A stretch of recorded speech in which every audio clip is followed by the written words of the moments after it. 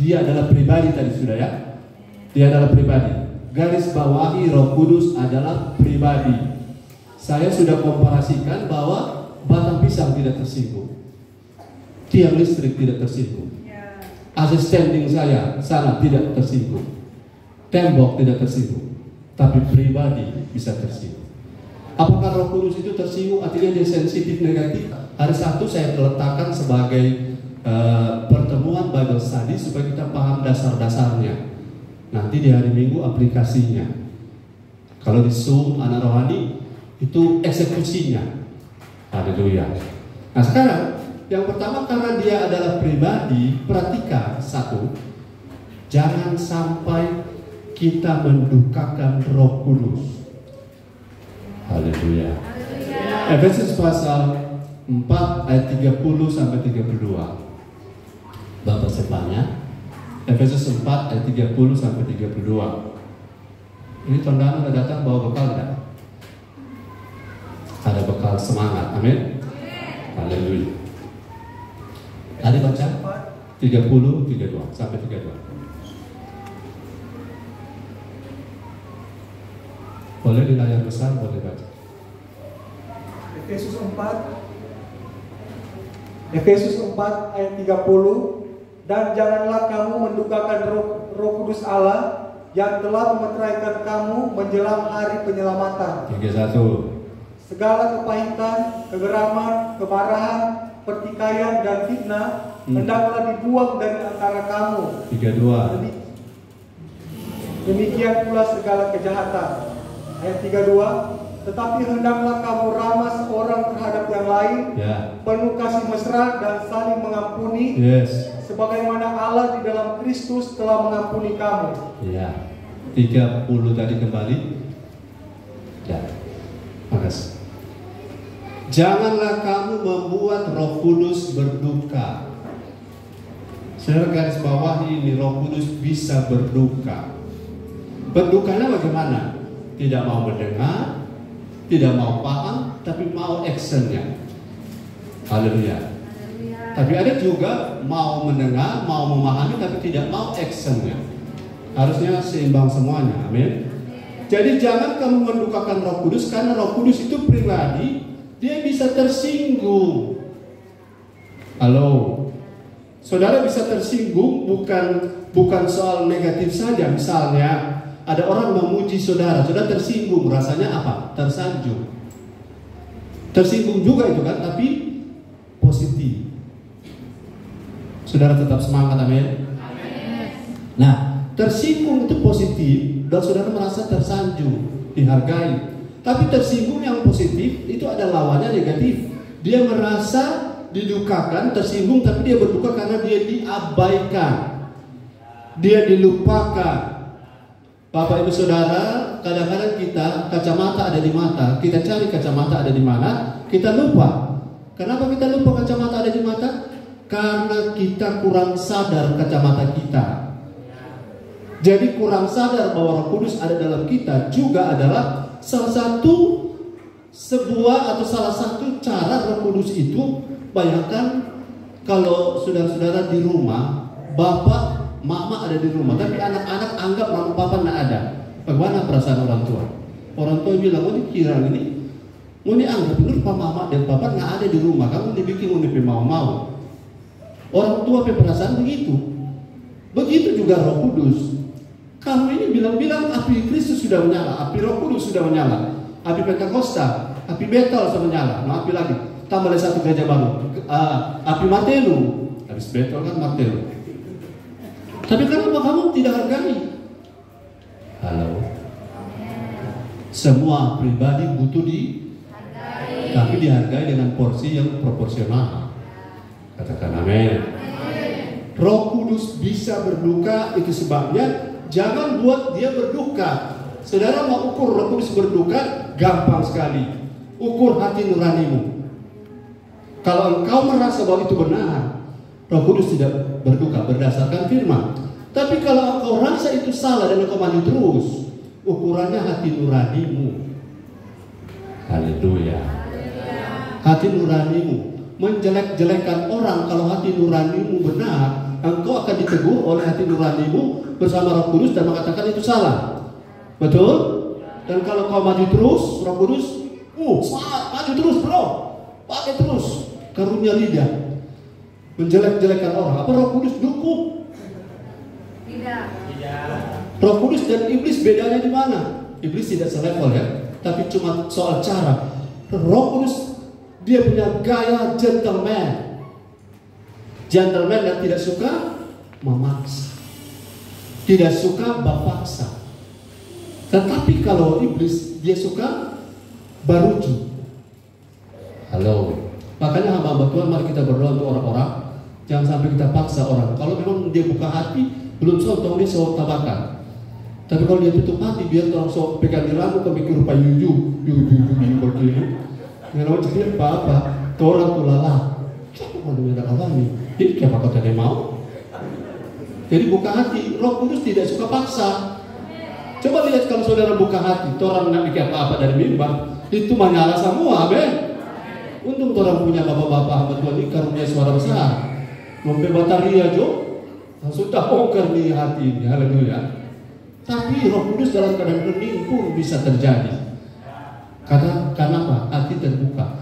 Jangan biasakan hati nuranimu melawan firman. Jangan biasakan hati nuranimu melawan Roh Kudus. Karena Roh Kudus sebagai pribadi bisa berduka. Orang kalau berduka begini, seingat apa dia mau dengar, seingat dia mau dengar. Berduka tuh begini. Nah, biar jangan coba jodoh.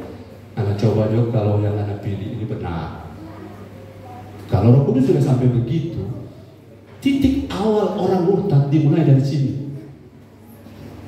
Masih berapi-api dengan bahasa roh, masih. Tapi Roh Kudus dia tidak hargai. Dia tidak hormati. Karena terbiasa hati ini seperti ada orang Manado bilang DP pahit ayam soteto. Tahu-tahu orang tersandung, dia maju terus. Haleluya. Haleluya. Jadi jangan mendukakan Roh Kudus, karena Roh Kudus kalau didukakan, lama-lama ada bahasa yang nanti saya jelaskan di kapan-kapan. Roh Kudus tidak lagi bersemangat untuk menerobos ke kita. Karena dia akan ganti haluan, cari pada orang yang bergairah dengan dia. Katakan amin. Saudara, kalau ada orang bergairah urapan, bergairah berkat, Roh Kudus tidak tertarik. Karena Roh Kudus tertarik kalau orang mau ikut tuntunannya, kalau mau ikut kendalinya. Kalau saudara mau tertarik dengan Roh Kudus karena karunia urapan dan mujizat, Roh Kudus bukan kuda. Amin. Dia akan diperalat. Itu sebabnya kalau mujizat tidak terjadi, orang kecewa. Mujizat jadi tidak terjadi, itu bukan urusan kita. Urusan kita lakukan firman. Haleluya. Jadi kalau Roh Kudus berduka, satu titik saudara tidak akan lagi ditegur olehnya. Jadi bersyukur kalau ada orang tua rohani masih tegur. Nah, orang tua rohani bicara tegur, ada yang frontal, ada yang badiang akang sedikit.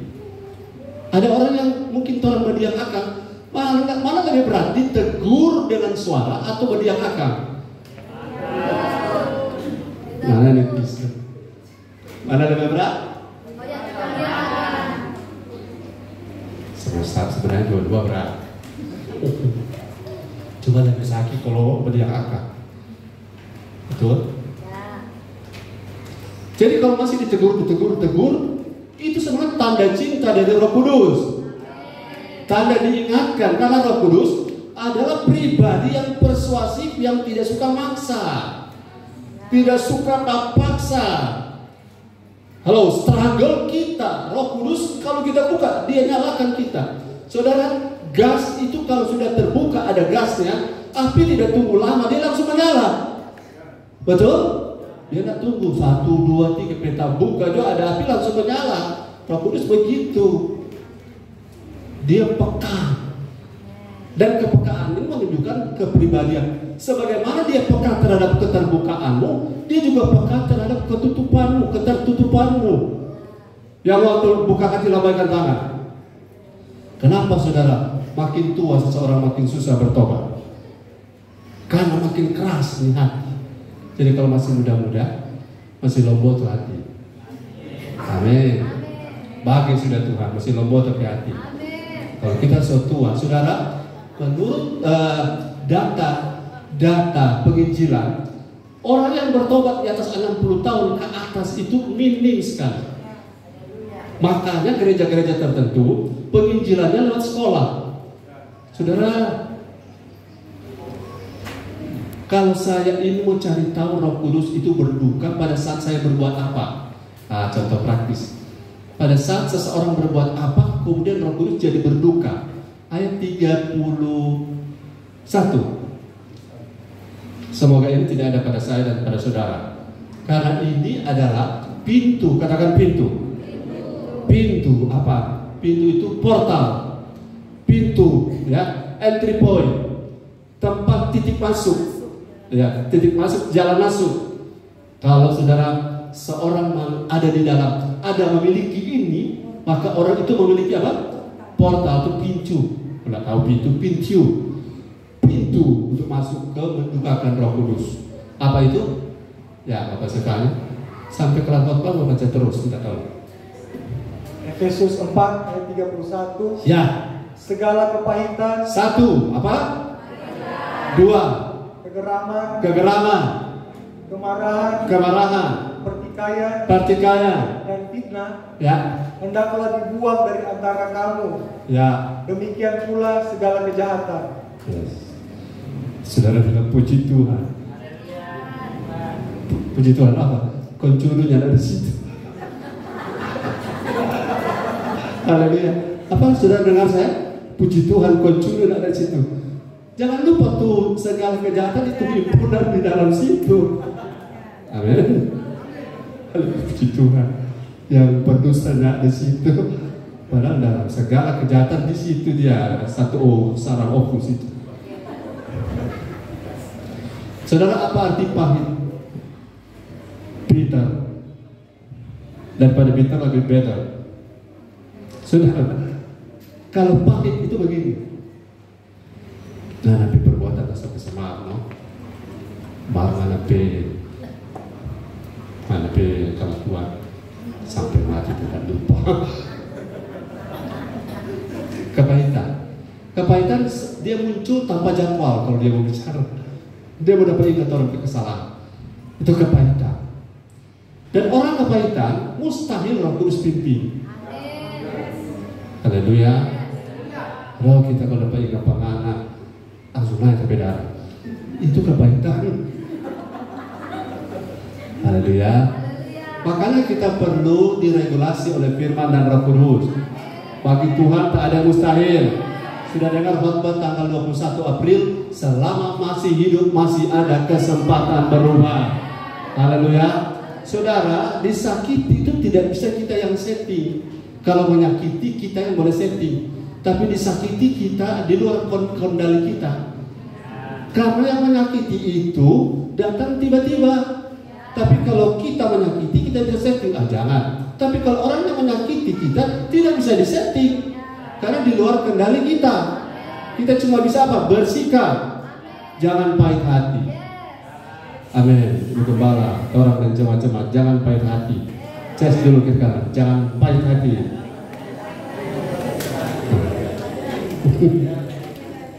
Jangan pahit hati. Kita raja makan daun pepaya dan popare, kita suka sekali popare pakai santan atau pakai cakalang. Aduh, haleluya. Oh, puji Tuhan. Kaki sama semua ada yang mau masak.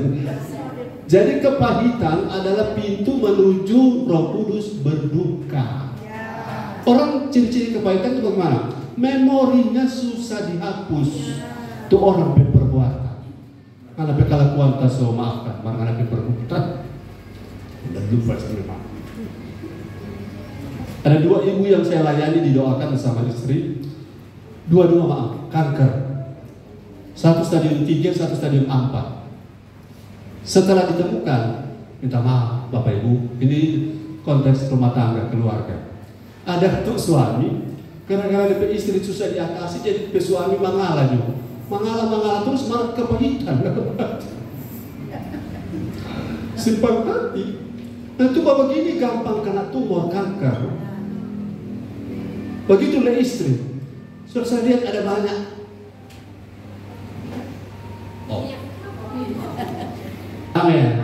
Haleluya. Kalau saudara negatif terus, itu ion negatif ketemu negatif, itu jadi bom atom. Haleluya. Jangan pahit hati, termasuk terhadap anak dan terhadap orang tua. Jangan pahit hati. Prinsipnya apa? Tidak ada yang bisa rubah orang lain. Oleh karena kita punya diri sendiri bisa rubah orang, tidak ada. Yang bisa rubah orang cuma firman dan Roh Kudus. Jangankan orang lain berubah, saya diri sendiri yang berubah, merubah orang lain. Haleluya. Biarlah orang lain dengan jalan mereka, yang penting kasih tahu firman.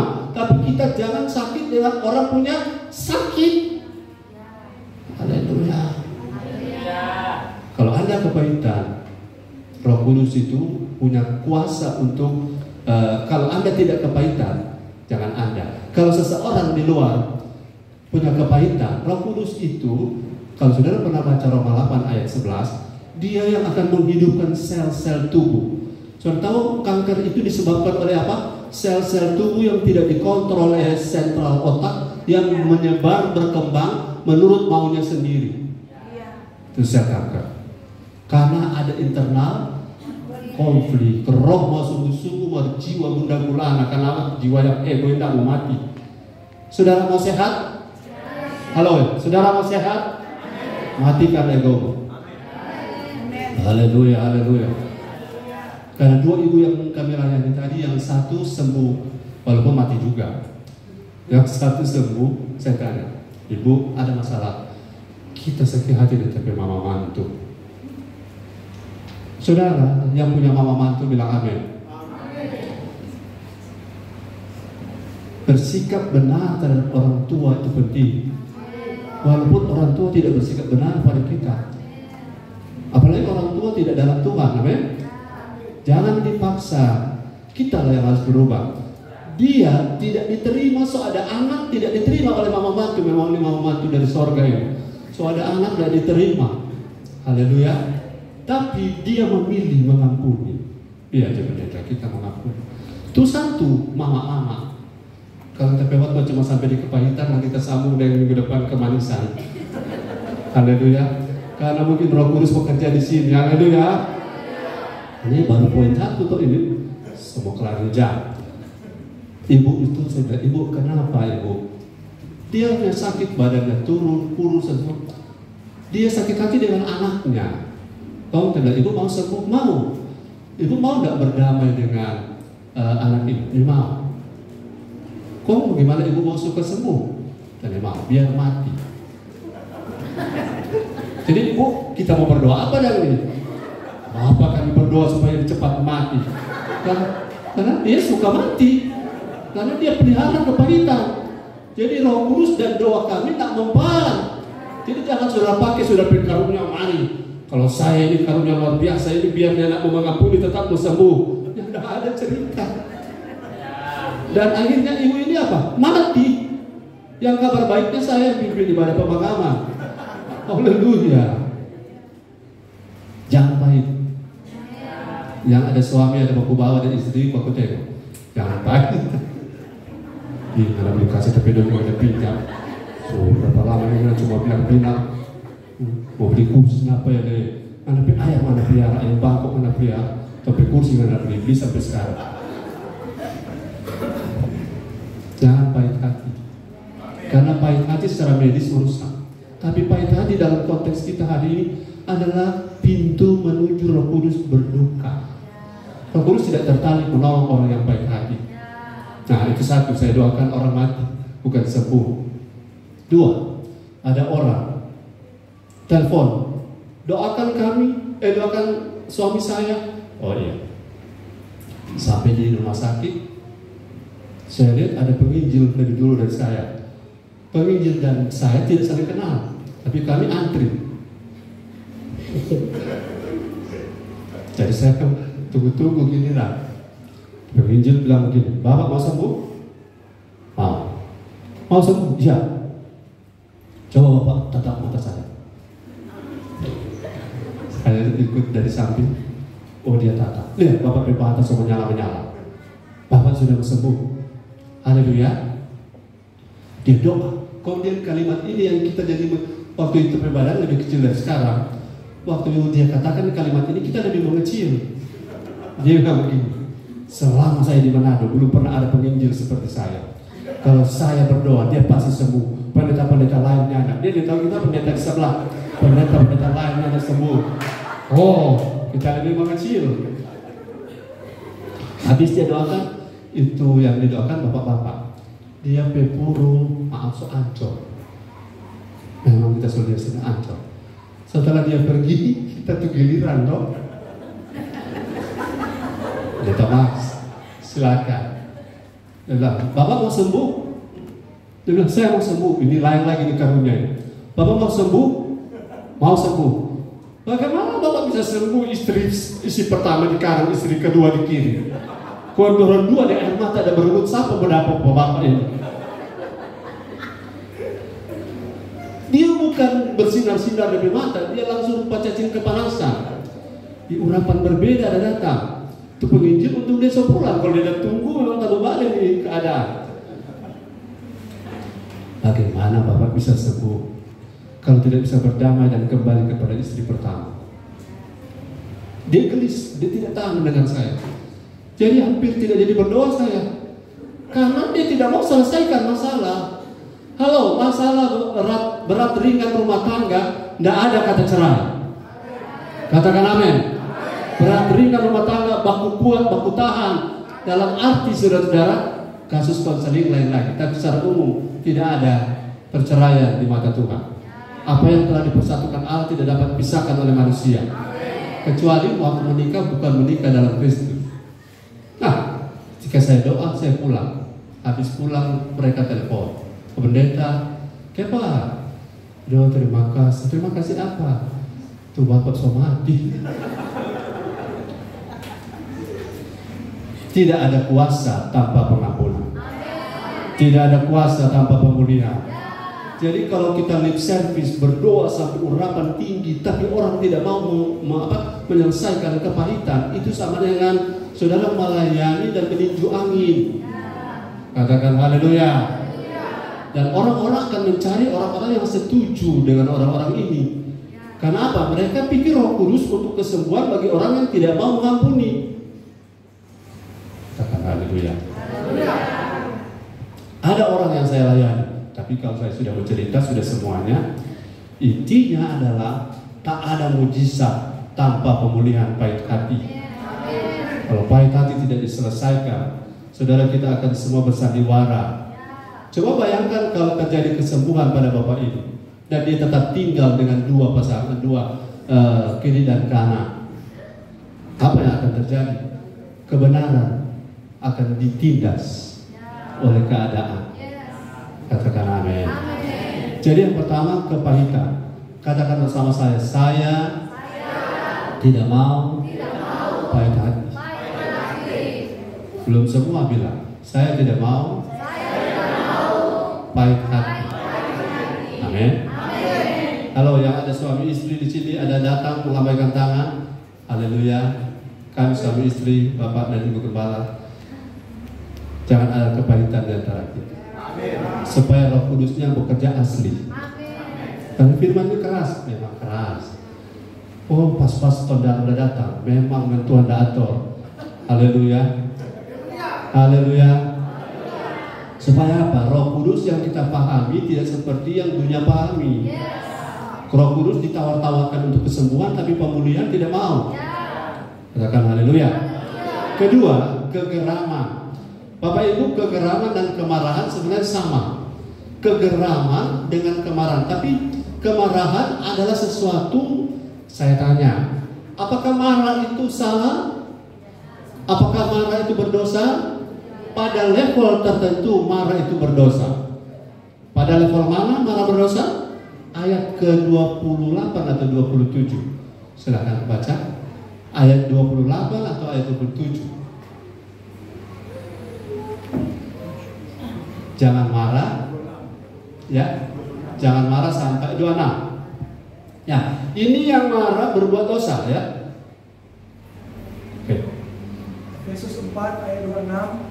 Apabila kamu menjadi marah, janganlah kamu berbuat dosa. Janganlah matahari terbenam sebelum padam amarahmu. Yes. Jadi marah harus padam sebelum matahari terbenam. Saya tidak marah dengan dia, marah. Per 1 minggu ini tersimpan. Berarti lewat 7 kali matahari terbenam. Padahal batasnya cuma 1 hari. Boleh marah? Bagaimana tidak marah kalau ada anak yang kabar? Jam pulang jam 8, jam 11 malam dia baru pulang. Kalau tidak tegur. Ini papa ini pemarah, bukan pemarah. Ini marah mendisiplinkan. Yes. Tapi cacat babunyi marah, mati lampu marah, leper cuma forok ada marah, itu namanya karakter. Tapi kalau orang berbuat salah tidak dimarah, itu Imam Eli dihukum gara-gara tidak marah pada anak-anaknya. Amin. Jadi marah tidak dosa. Ya, tapi marah mendidik. Bukan marah-marah. Haleluya. Yang sering marah-marah dengan amin. Harus berubah. Karena marah-marah itu karakter negatif. Tapi marah mendidik. Ya, haleluya. Kalau misalnya Oki misalnya marah pada Dea, memang so beda dengan DP level karena dia so keluarga. Tapi tetap orang tua punya jalur untuk arahkan anak. Amin. Apalagi kami suami istri, kalau marah kepada pelayan, jangan salah mengerti. Karena kalau kami ini tidak marah pada saudara, maka Tuhan yang akan marah pada kami. Ada orang yang tidak tahan dimarahi oleh kami. Ya, kami punya marah kan tidak selalu ekspresi keluar vokal, tapi sikap kami orang terasa bahwa kami marah. Dan orang bisa meninggalkan kami karena negatif itu. Tapi bagi Tuhan itu lebih penting ada apa istilah disiplinnya. Katakan amin. Jangankan saudara, kami suami istri juga tetap ada marahnya. Marah dalam rangka menegur. Amin. Itu lebih baik. Tapi kemarahan itu tidak boleh disimpan. Tidak boleh apa? Berapa lama kadaluarsa? Kami ada manimpang kemarin, kemudian kemarin ada menemukan ada 5 saset gel untuk buat podeng. Kita semua bikin podeng. Flat. Kemudian kita orang dapat center itu DP expire day 21 Juli 2021. Astaga, 3 tahun lewat. Oh Tuhan, tolong ya Bapak, simpan terlalu lama ini. 3 tahun lewat. Amarah jangan simpan lama. Karena amarah yang simpan lama itu ujungnya di pertama. Kalau saudara tidak gagal di pertama, tidak kepahitan, tapi marahnya masih disimpan, kembali lagi kepahitan. Haleluya. Tapi saya ajarkan saudara yang proporsional begini. Kita tidak boleh konflik dengan orang-orang. Tapi kita tidak harus berteman dengan setiap orang. Mengerti? Tidak harus berteman dengan setiap orang. Karena Tuhan bilang pisahkan dirimu dari orang-orang yang A, B, C. Tidak salah kalau kita tidak berteman, tapi kita tidak boleh marah-marah orang. Haleluya. Jadi yang pertama adalah kepahitan, yang kedua kegeraman. Kegeraman itu marah yang ekspresinya menghancurkan. Minta maaf, saudara pernah lempar piring di rumah, pernah banting gelas, pica, itu harus bertobat. Amin. Karena itu adalah perbuatan yang namanya kemarahan yang levelnya sampai bisa menghasilkan kejahatan baru, kegeraman. Kemudian lanjut kemarahan, ada lagi pertikaian. Saudara, pertikaian ini bukan langsung tinju seperti main pisang, tapi pertikaian ini adalah roh perselisihan. Apa saja ambil sisi berselisih. Apa? Bertikai itu dia bersaudara dan berselisih, berkelahi, perseteruan, pertengkaran. Semua itu anak bersaudara satu opa. Perselisihan, pertengkaran, pertikaian, perseteruan, apa tadi? Perkelahian. Pokoknya DP inti konflik. Saudara, kita tidak akan selalu sama dengan tiap orang, tapi kita tidak boleh buka konflik. Makanya Tuhan bilang begini, biarlah engkau berdiam diri dan Tuhan berperang ganti kamu. Katakan amin. Kalau kita tahu kita benar, dan saya mulai praktekkan sudah beberapa waktu terakhir ini, kalau saya benar, satu waktu Tuhan akan membuktikan saya benar atau salah. lebih banyak diam. Amin. Saya selalu sharing dengan saya diam. Orang bilang apa? Diam. Karena waktu saya mengalami proses di awal lalu, saya dapat ayat Keluaran 18. Kamu harus berdiam. Katakan amin. Berdiam diri itu penting, karena dengan berdiam kegeraman tidak jadi, kemarahan tidak jadi, pertikaian tidak jadi. Diam bukan berarti wow ya. Makanya kalau saudara punya karunia menulislah, karena orang yang menulis tidak bicara-bicara, tapi ada sesuatu yang dia tuangkan. Dan pertikaian, dan berikut adalah fitnah. Saudara coba lihat bahasa Inggris fitnah itu apa? Oh, kayaknya kita cuma sampai poin 1. Dan saya akan berdoa bersama-sama saudara.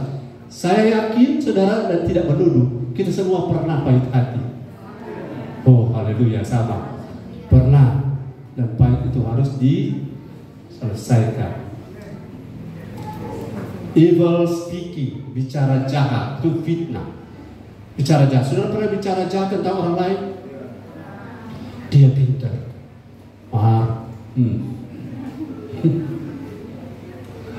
Dia dipakai Tuhan.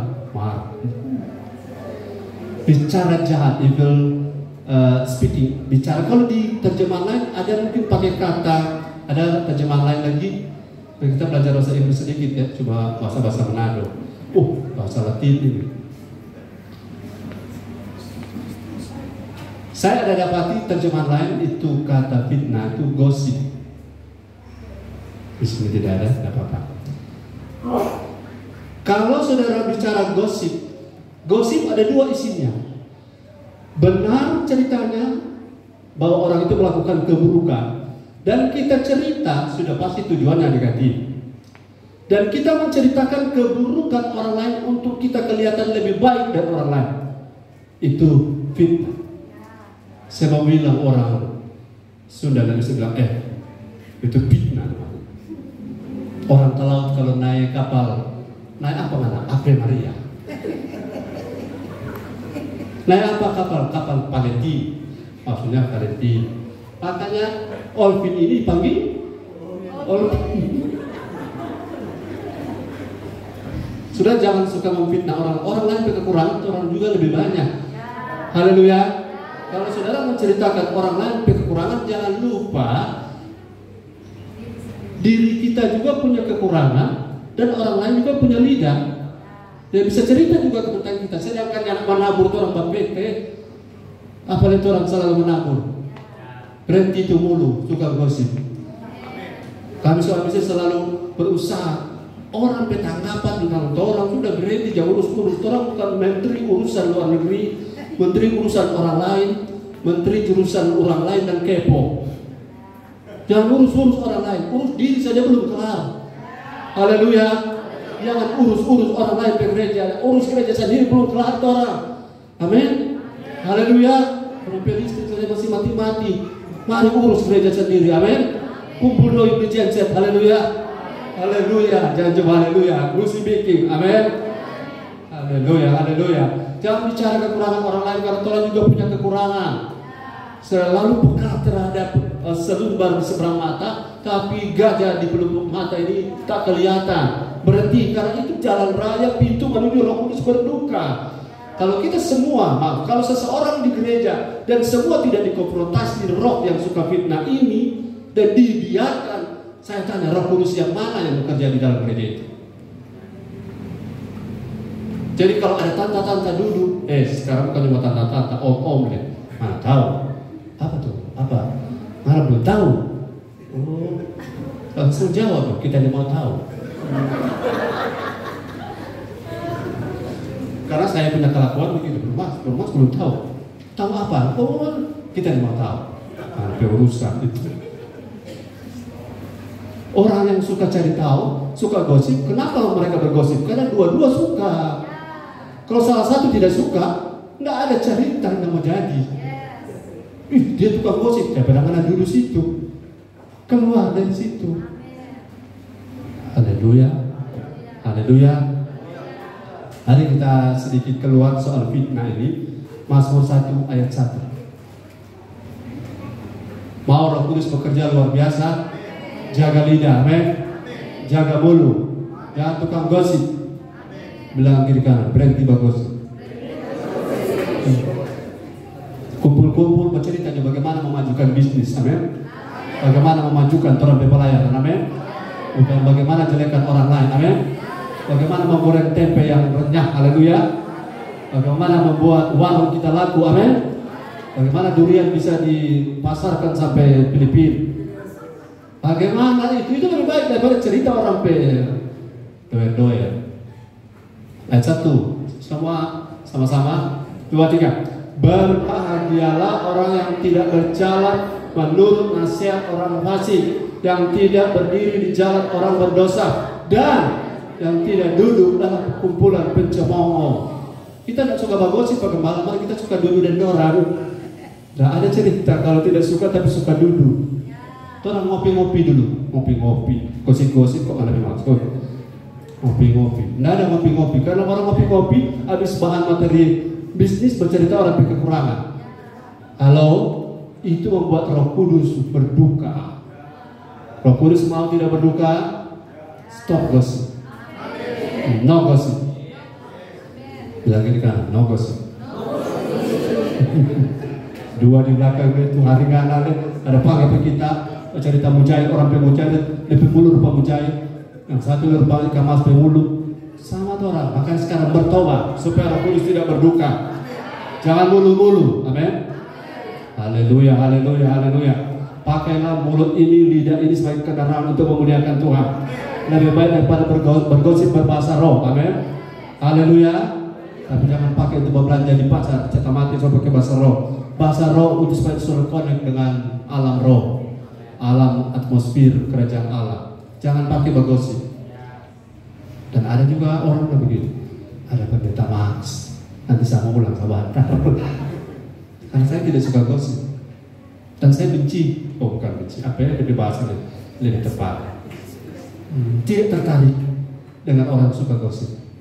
Persis dia so gagah, persis dia so paling cantik, bercerita orang. Orang yang suka gosip, yang menjelek-jelekan orang, sebenarnya sedang menutupi kejelekan dirinya sendiri.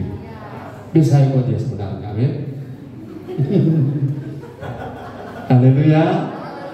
Lebih baik rupa tuh tante dua di FB, haleluya. Satu bilang, ih semakin cantik ya. Satu bilang, yang komen lah semakin cantik. Padahal dua-dua biasa lebih baik aku dukung begitu, haleluya. Daripada aku tindis, haleluya. Tetap semangat, amin. Roh Kudus mau bekerja lagi hari ini. Apa sebab Roh Kudus itu bekerja melalui bahasa lidah? Ayo, kenapa? Karena banyak orang berdosa paling banyak di lidah. Jadi yang mau dikendalikan adalah lidah. Kenapa tidak ada bahasa telinga? Mengerti buat saudara. Waktu bumi mau kacau menara Babel didirikan, Tuhan kasih kacau apa? Lidah. Kenapa aku nama ngerti dorang? Kalau setelah Pentakosta turun, Tuhan jamaah pertama ada lidah. Karena lidah ini tak bertulang. Apa?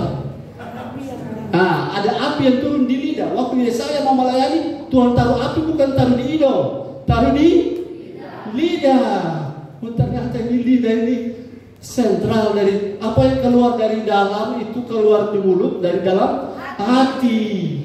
Jadi itu mulut biarlah kita kok ada tuh tanta. Sama berakhir tapi awak bagaimana di satu poin ini 1 jam. Tanta bilang gini, saudara dengar berkali-kali. Makin lama makin tajam. Bermaksud kawan, kita ini tapi hati baik, cuma tapi mulut. Kita yang langsung jaga konfrontasi. Tante hati baik, nama tante pemulu rata sama orang yang tulus hati. Sakit hati dan tante pemulu. Harusnya hati dan mulut sama, amin. Haleluya. Keras sekali di depan kita mau tertawa sedikit supaya terlalu keras. Bertobat mulai dari Roh Kudus, mulai dari Roh Kudus turun berbahasa lidah yang paling banyak karunia muncul di gereja apa? Bahasa lidah, bahasa baru, bahasa roh. Karena apa? Roh Kudus tidak turun di telinga. Pertama, Tuhan, Roh Kudus tidak turun di hidung, apalagi di pipi, di testa. Roh Kudus pertama kali turun tandanya adalah bahasa di mulut. Apa arti? Roh Kudus mengendalikan bibir. Haleluya. Malah ada orang dia nggak bicara-bicara, tapi hati.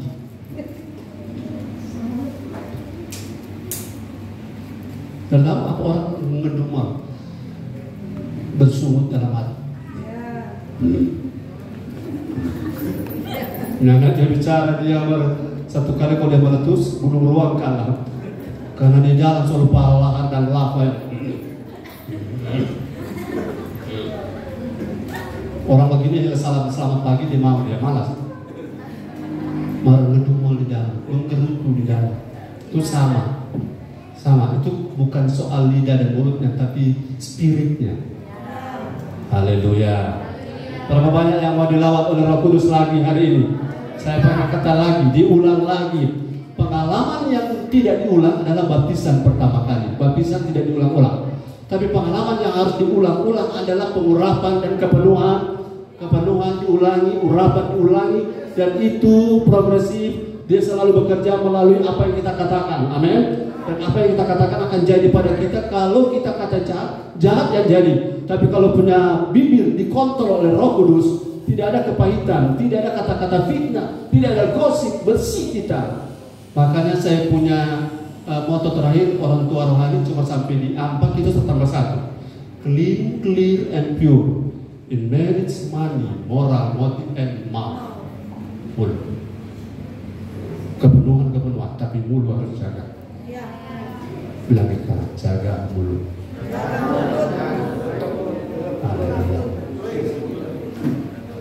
Mari kita berbahasa roh beberapa menit ini. Siara patakara, sikara patakara, sikara.